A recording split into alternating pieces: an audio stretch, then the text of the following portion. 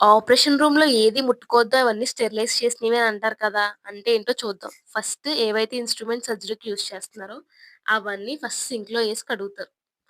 కడిగాక అవన్నీ తీసుకొని తుడిచేసి ఇందులో పెడతారు.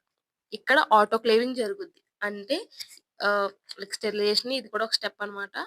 ఏంటి మైక్రో ఆర్గానిజమ్స్ ఏదైతే ఆ ఇన్‌స్ట్రుమెంట్స్‌కున్నాయో instruments like surgical scissors, retractor ఇవన్నీ ఇందులో పెట్టి ఆటోక్లేవ్ చేస్తారనమాట.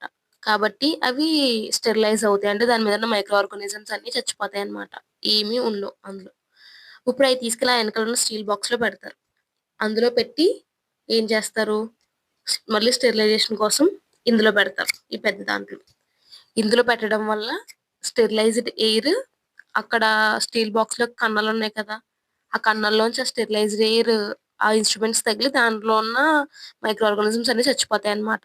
మనం స్టెరిలైజ్ చేసే ముందు ఆ బాక్స్‌కి ఏమంటిస్తామంటే ఇండికేటర్ టేప్ అని ఒకటుంటది. ఆవిడ చేతిలో ఉంది చూడండి. అది దానికి అంటించడం వల్ల స్టెరిలైజ్డ్ ఎయిర్ దానికి ఆ ఇండికేటర్ టేప్ తగిలి దాని కలర్ మారుతది. అంటే అది స్టెరిలైజ్ అయిపోయింది. కాబట్టి మీరు యూజ్ చేయొచ్చు అని దాని అర్థం అన్నమాట. Okay friends. Bye friends.